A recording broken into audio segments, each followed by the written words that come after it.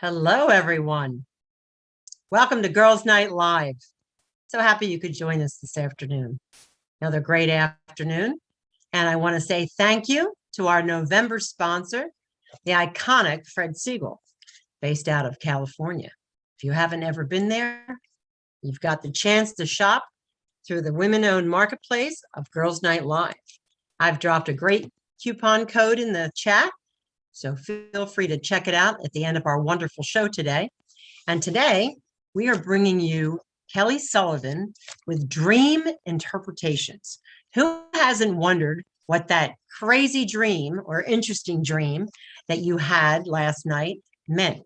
Well, today we're going to find out from Kelly exactly what our dreams mean. And Kelly is coming live to us today from Topanga, California. So our sponsors from California, and so is Kelly. So let's find out. And here's Kelly to tell us all about our dreams today. Now, remember, you can put everything in the chat, your questions, and we'll get them all answered today. Thank you, Kelly. Hey, Peg, thank you so much for having me. And hello, everybody at Girls Night Live. This is such a treat. I'm so excited to be here with you, even though it's in the middle of the day. I'm imagining it's a girls' night. I just had a girls' night with some of my best friends that I've known my whole life. So Girls Night Live is something that's very near and dear to my heart. So we're going to talk about dreams and dream interpretation. Mostly, I would love for this to be interactive. I would love to hear about some of your dreams or your dream questions. So what I'd like to do is just give you a little bit of an overview about how I work with dreams and why they're so valuable to me. And I do have a little quick down and dirty dream interpretation formula that I'll teach you, so that even if you're listening to this after this call, you can use this formula to help you understand what your dreams are trying to tell you. So let me see. I believe our dreams it's almost like it's another version of ourselves. It's almost like there's two of us. There's the daytime version of ourselves, and then there's the nighttime version of ourselves. The daytime version is kind of, we dot the I's, cross the T's, we are politically correct most of the time, and we can hold our heads high in polite society. But our nighttime self, our nighttime dreams don't care, I want to say, a rat's ass about any of that. It's all the feelings that we've suppressed, any memories that we haven't fully come to peace with, all of our aspirations, all of our hopes, and all of the wonder that we're capable of, our greatest dreams in the other sense of the word, not the dreams that require interpretation, but the aspirations. I would even say our greatest possibilities, our greatest potential, the greatest gifts that we're here to bring to this world, that all is part of what we tap into when we're dreaming. So it kind of goes all the way from helping us simply process the ordinary things in our lives. Those are valid dreams that we have. And then we have the nightmares that are helping us to process the deeper, more intense emotional aspect of our life. And then there's this aspirational aspect of dreams that is helping us to give us rocket fuel to bring us into our greatest sense of self. So all of that's happening while we're sleeping. All of that happens. And then all of a sudden we wake up and it's like nothing happened. We just go into our social media and we're very ho-hum about it. Or if we even remember a little dream, we often discount it because it comes to us in strange wrapping. And yet we might consider our dreams as being our more intelligent self. It's not ridiculous. It's just, it's more emotional. It's more wild. It's more symbolic. But we could consider that this part of ourselves is really, she's the one that has all the answers that we're looking for. She's the one that has the solutions. She's the one that knows how to get to the answer to our prayers. So it behooves us, I believe, to spend at least a few minutes a day paying attention to dreams and then seeing how we might learn from them and put them into action in our waking lives. So here's a little overview about me. I've got 4 sisters, and my sister, closest to me in age, we always shared a bedroom in all the different configurations of how I grew up. And she and I had this, what turns out to be a strange phenomenon. I didn't know it was strange at the time, but we we had tandem dreaming experiences where we turns out we were in each other's dreams and we were aware of them. And when we would talk about our dreams over breakfast, we would discover that we had been to some of the same dream locations. We had seen each other there. We knew some of the same dream characters.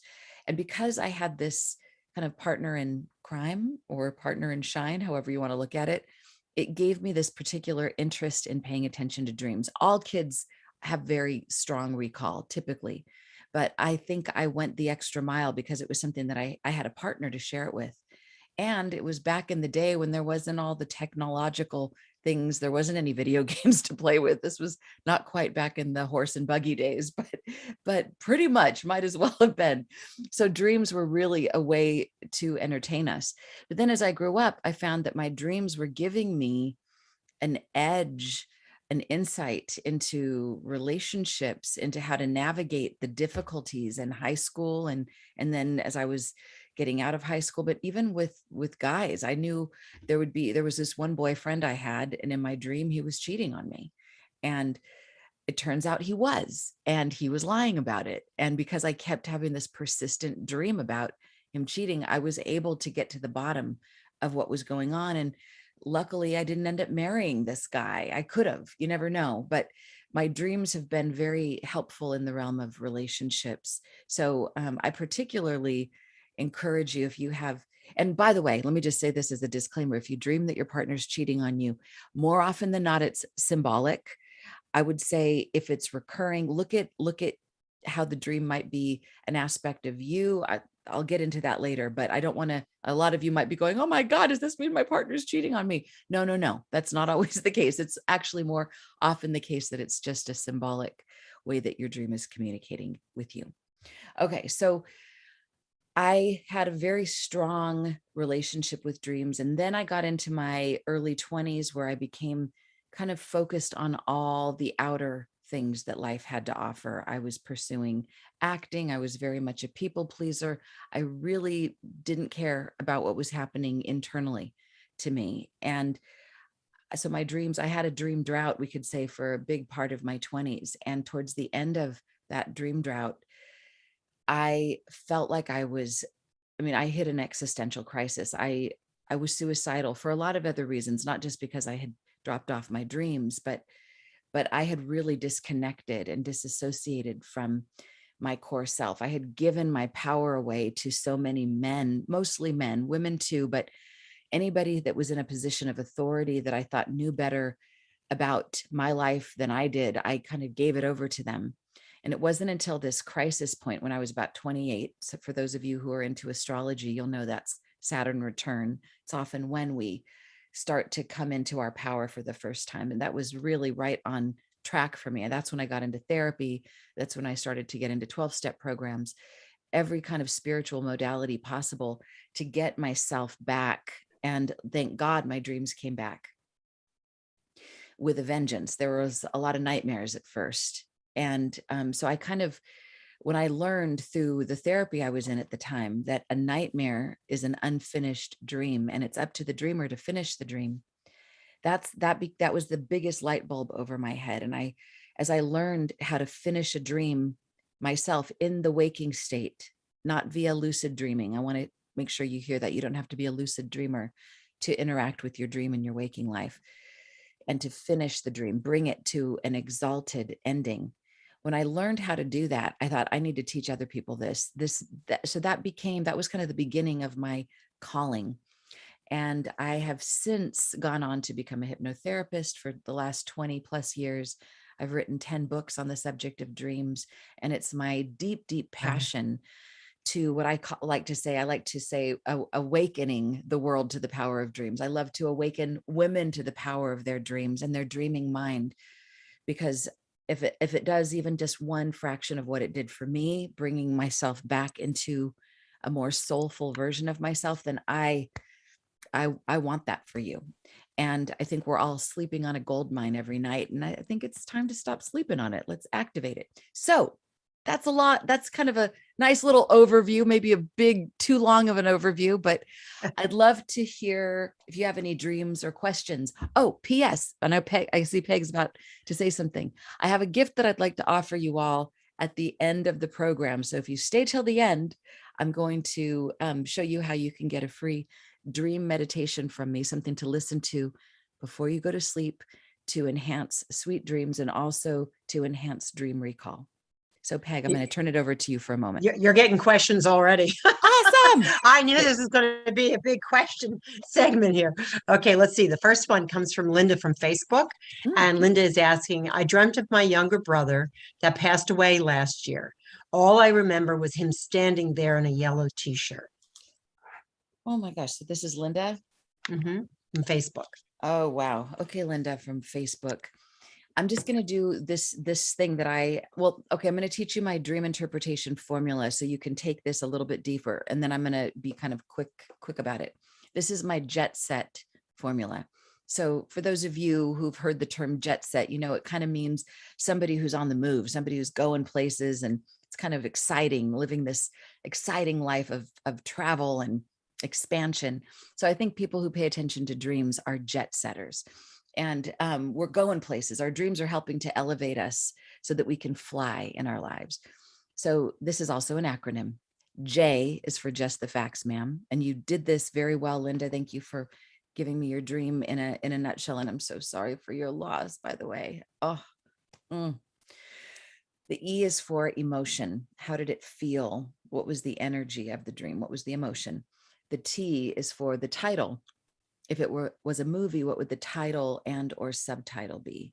The S is for the standout symbols and what they mean to you.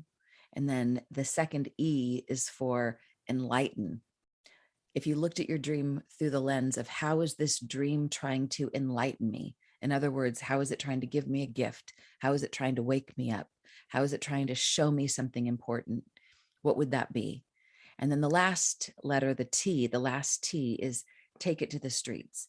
How will you do something practical, tangible with this remembered dream in your waking life?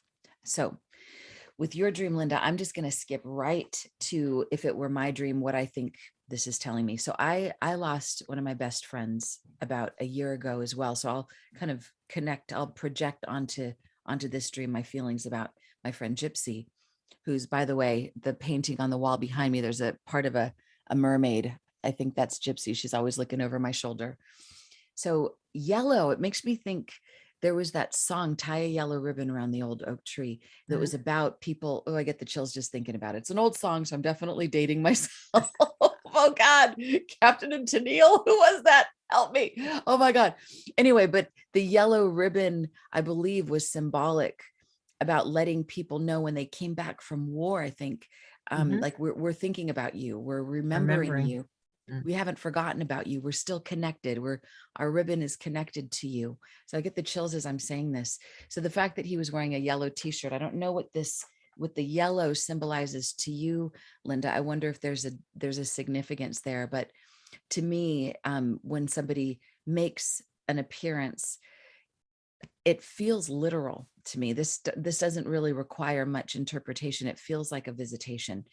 My question and or my homework for you would be to meditate on the feeling of what it was like to be with him, to see him wearing that yellow sweater, and to even do some automatic writing, journaling, to see if you could channel through yourself, brother, what were you trying to tell me? Why did you come through right now? What's your message? And don't even question it. Just see what comes through.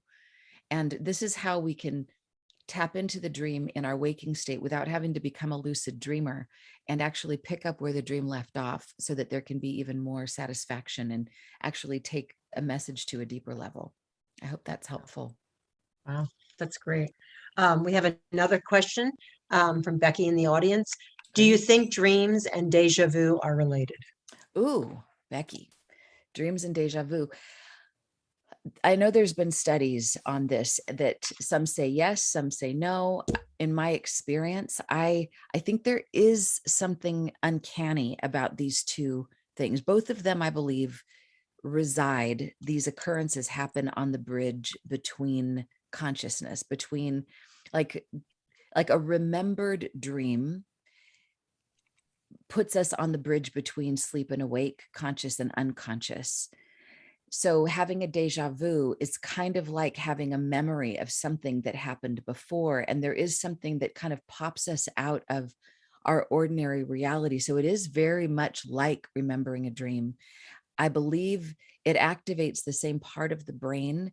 And I'm not a neurologist, so I don't exactly know this for sure. But I believe that when we pay attention to dreams, we have more of these synchronistic kind of moments where we do feel like we're suddenly in the right place at the right time, or we have like a sense that the universe is talking to us, that sense of burning bushes, like, wow, life is alive. The song we listen to on the radio is like exactly talking to us. And I think we're put in that really sweet spot, that zone where we're guided and we're not having to push. Things kind of come to us in that magical way. So I'm going to just say yes. From my experience, 20 years in, I'll say yes. Becky was saying, yes, that's exactly what she was thinking. It's like an in-between state. Yeah. Okay, so we have another question. Carol, to my dreams some of her dreams have conflict in them, wars, people fighting, and I'm always a protagonist trying to solve the problems in the situation. They are always different. Wow. Well, Carol, thank you so much. And I think I'm seeing you right here on the screen. Right. And I want to say, I'm a big fan of the dreams that most people wish they didn't have. So we could put a dream where there's war. We could put that in the nightmare category. I think that's fair enough. So I think that there's that saying, you can't heal what you can't feel. And I think sometimes our nightmares are helping us to connect with energies that maybe we don't have time for in our waking life, or energies that we've kind of shoved under the rug, or we've put on the layaway plan. There I am dating myself again. We don't have layaway anymore. I think that's interesting. But having dreams about wars and fighting where you're the protagonist, if it were my dream, and it is because I've had these dreams, it feels like in some way there's multiple messages. I think there's work that's being done in the dream time. I think there is like that protagonist aspect is helping people, is moving people around, is doing something. Sometimes there's a belief that it would be better if we worked out our wars in our dreams so that our waking lives could be more peaceful. Right. So we don't have to do everything in our waking lives. And I think it also helps us so this is an interesting little factoid. If you have recurring dreams where you play a similar role, like either you're always the observer or always being chased or always, as Carol said, the protagonist, consider that it's showing you something about the role you play in life. And it may be giving you an edge about it, like how to be that even better, and or even showing you, wow, do you want to hang up your hero cape every once in a while so you can just be a human? Do you always have to save everybody's life? Right. So it's just helping for there to be some greater self-awareness and maybe some correction in your waking life to see how that affects the way the dreams go. So thank you for sharing that dream, Carol. I always appreciate you. Jennifer is asking, she says, it's hard for me to dream. I daydream, or is it fantasy? It's hard for me to dream. Is it okay? So She says, but I daydream. but I guess she daydreams, or is that fantasy? I guess she's Well, not dreaming at night. I was just She asking. drifts This off. is I have fantasies, or I would daydream, but like me, sleeping at night, I'm dreaming. I'm knocked out sleep. So it's like a whole big difference. I'm like, it's kind of hard for me to dream. But if I do remember the dream, it's like sometimes it's confusing. So I'm like, or it's like a movie sometimes. So it's like you have this dream right here, and then a couple scenes over is a different scene. I'm like, what in the world went on in my dream? So well, let me just, okay, so Jennifer said it better than I did. Jennifer, thank you. Jennifer, let Thanks, me Jennifer. I'll You're try to welcome. respond to that. I think, okay, so I'm just going to paint this picture. So if the goal of our evolution, of all the work we do, all the yoga we do, all the spiritual work, all the therapy, all the dreaming, the goal is for us to become the most awakened versions of ourselves possible, like to become the most enlightened version of ourselves. And if I think of you, Jennifer, right now, because this is your question, I'm imagining like at the end of this road, not that there's ever an end because there's no ceiling on top of how great it could be, but I'm imagining that version of you is going to be not only dreaming at night and and you wouldn't discount those dreams, even if they don't make sense, even if they jump around, you'd recognize there's something being communicated, but you would also be having a rich ability to visualize and have fantasies and daydream. I think that's a wonderful thing to do. In fact, Ariana Huffington from the Huffington Post, when I was at their studios, they had a room dedicated to napping and daydreaming with the intent that if you did it deliberately, you would be more productive at work. I mean, it was a very smart business strategy to have an actual nap, fantasy, daytime, the daydream. Shaped me daydreaming. They wanted me to work, so I think it would be really smart. I imagine businesses in the future having these rooms so that people could go in, because I think that what you connect with in that time, I just wouldn't take it. I always say, don't take your dreams lying down, even if those are daydreams. I would, like Thomas Edison would deliberately, like in the day, he would fantasize and he would come up with, if ever he didn't know what was happening next with whatever invention he was working on, he would put it into his daydream. So did Albert Einstein. And the daydream connects with that dreaming mind that is above and beyond the intelligence of our ordinary logical mind. So they would bring in whatever ideas came to them, they would write those down and apply them. So I would just say, Jennifer, don't take those lying down. Like, just keep a notebook or keep the notes on your phone, keep track of what's coming through and notice the patterns and act on them. That's what I'd say. That's great. That's great. I have a couple questions coming in from social media. Hannah from Facebook. I very seldom remember a dream. Is that unusual? Hannah, it's not unusual. It's hard to remember dreams. We have to sort of go out of our way to remember them. It's typical to wake up in the morning and to move quickly because we have to use the restroom, or there's an alarm that blares, or there's a dog that barks, or there's a car horn that honks, or there's something that wakes us up, and that jarring moment will snap us out of our dream so quickly. Even if we were having the most incredible, just won the lottery dream and you figured out the lottery numbers, like you figured out the meaning of life, it doesn't matter how great the dream was, it will disappear in a moment if you don't situate yourself in such a way that the first moments of your waking up are dedicated to your dreams. Most of us don't do that. That's why it's my job and my passion to get people to just give themselves, wake up. Here's something that you can do just as an experiment for a week. This is for everybody who has a hard time remembering dreams. If you have to wake up to an alarm, set your alarm 15 minutes before you actually have to wake up. So your alarm goes off and that will kind of ruin your dream recall, but you're going to go back in for 15 more minutes. And the moment you go back in to snoozing, you're going to start dreaming immediately, but it will be a little bit lighter. So it's kind of like if you're fishing, the fish aren't at the deep end of the ocean. They're kind of at the surface. So you'll be able to catch them more easily because you're going to have the intent. I want to remember a dream, at least one little symbol. So your job when you wake up is to not move a muscle. Don't get out of bed until you've replayed that last lingering image, that last thought, at least 3 times, and then write it down or record it, draw a picture of it immediately.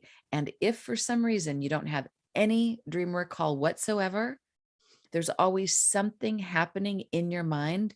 It could be song lyrics. It could be, wonder what grandma's doing on the other side right now. Whatever it is, write that first thought down.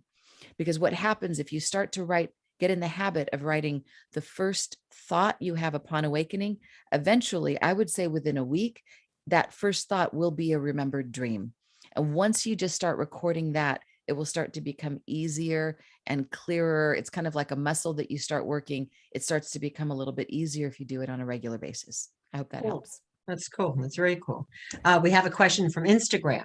Okay. Jackie from Instagram is asking, when I was younger, I used to dream that I was floating between my parents' house and a neighbor's house.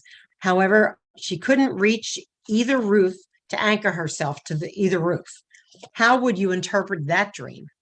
Oh, wow. So this is Jackie. Is that right? Jackie from Instagram. Jackie from Instagram. So it's a dream that took place, if it were my dream, as a little kid, and I'd be floating from my house to a neighbor's house, but never quite landing. She couldn't land on either roof. Couldn't land on either roof.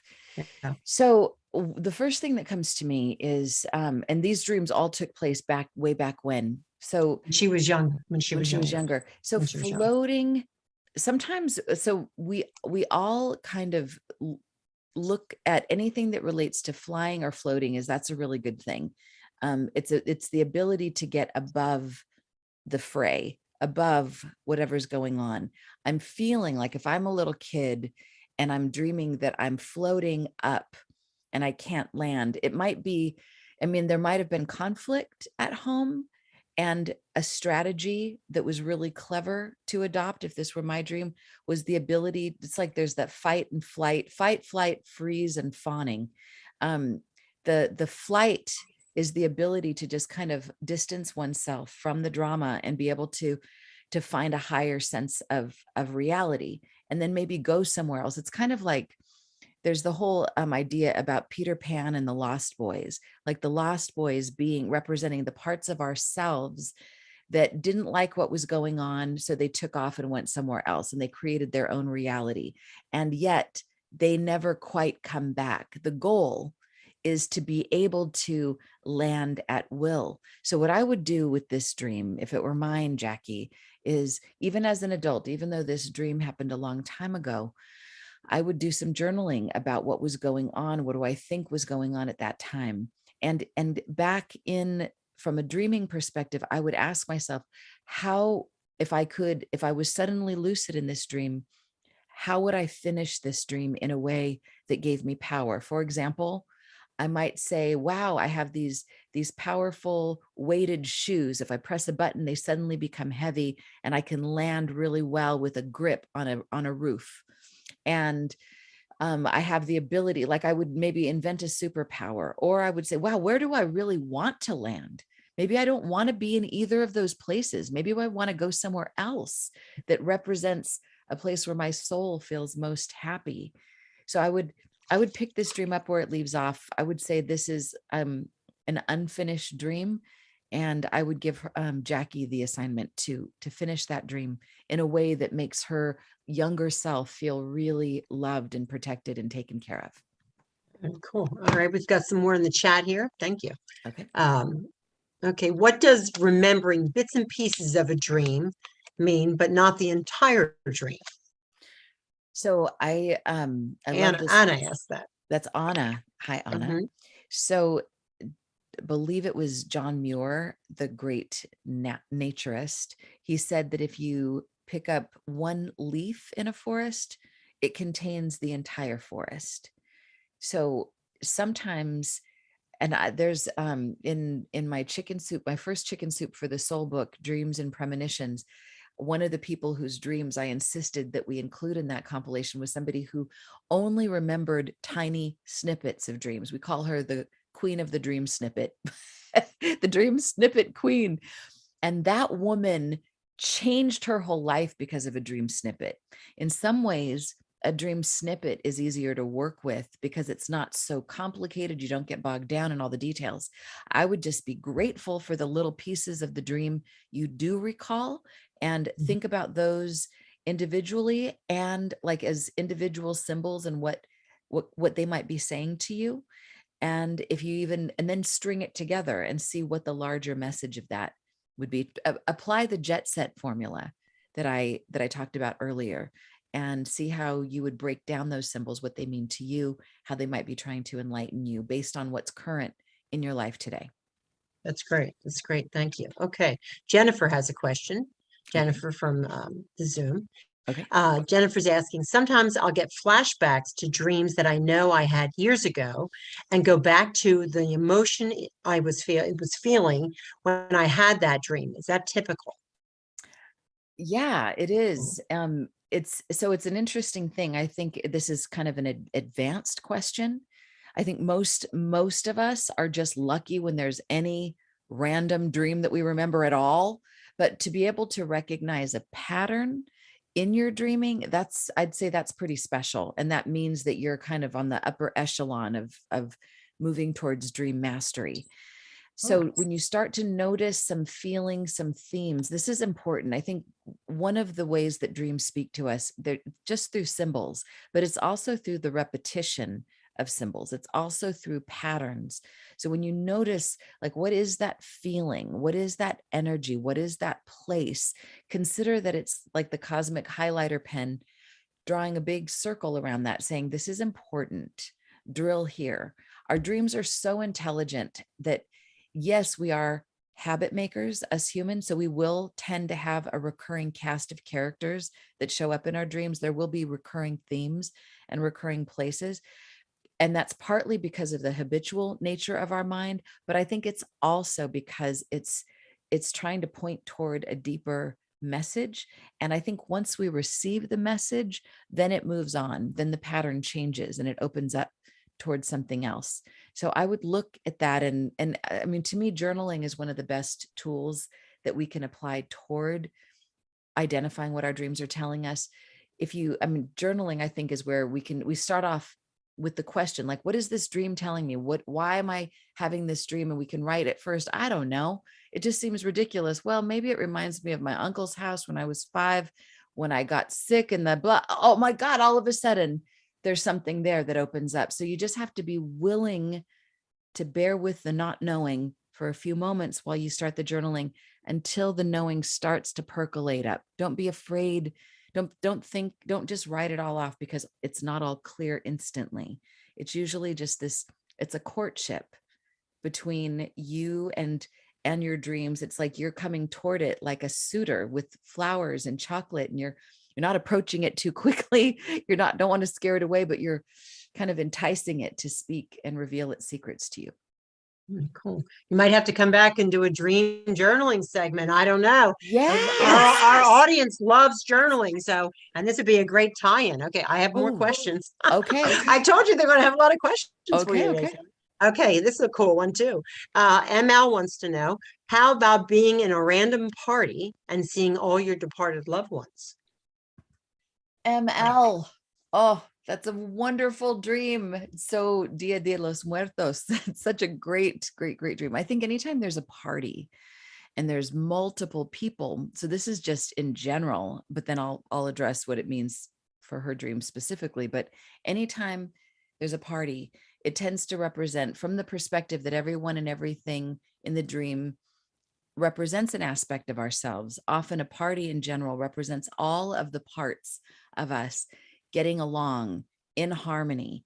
Usually these are dreams that realign us, kind of like a spiritual chiropractic adjustment.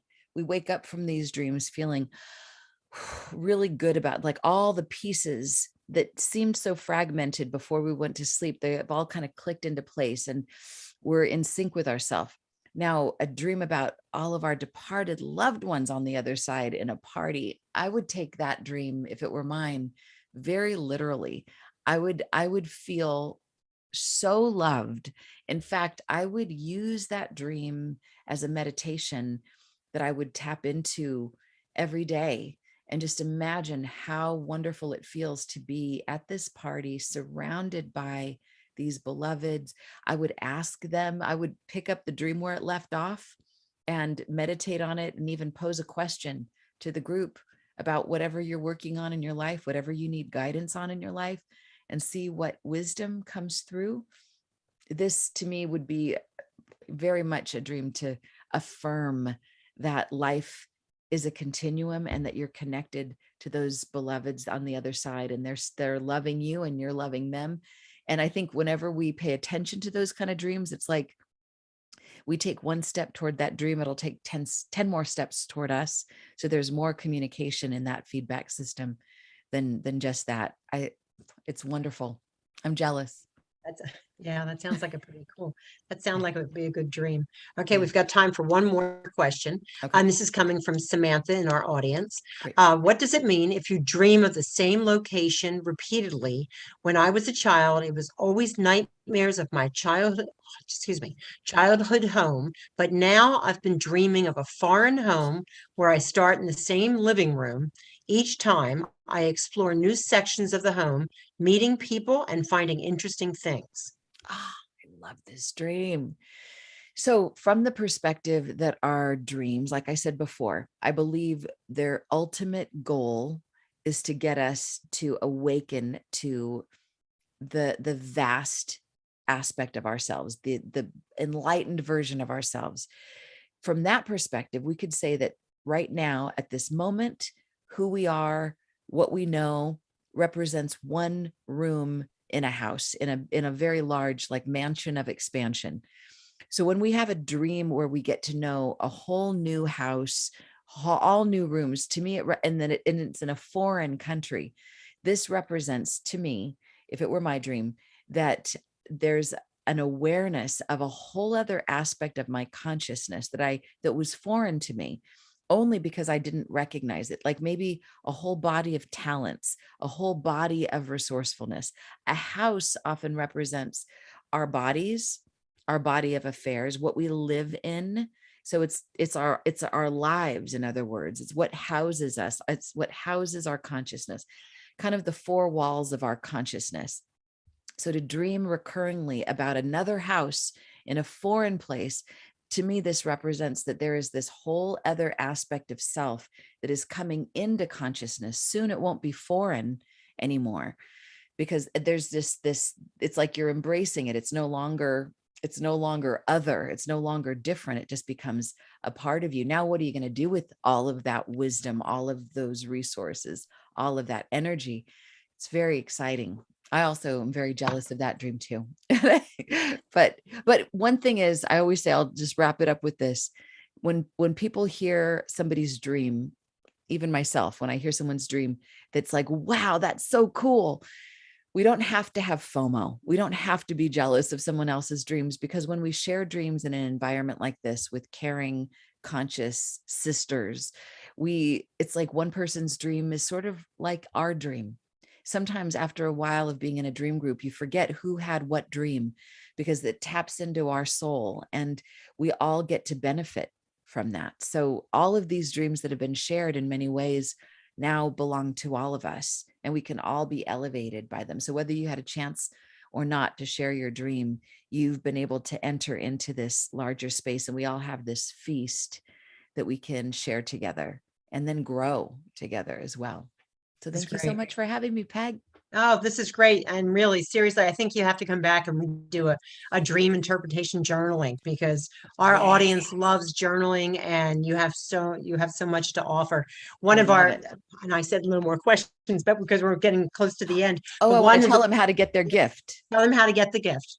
So you go to my website, which is Kelly Sullivan Walden, KellySullivanWalden.com. In the chat, everyone. And if that's too hard to spell, you can also go to IHadTheStrangestDream.com, and you can fill in the little opt-in box that pops up, and you will be sent a luminous humanness meditation that I recommend that you listen to before you go to sleep, at bedtime, once you're tucked in.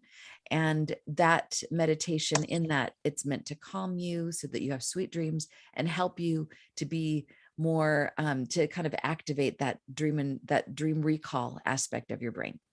So that's great. Yours for free. That's great. Thank you so much. This has been wonderful. We want you back here again. Everyone has enjoyed this immensely. And excuse me, next week, I hope everyone has a wonderful weekend.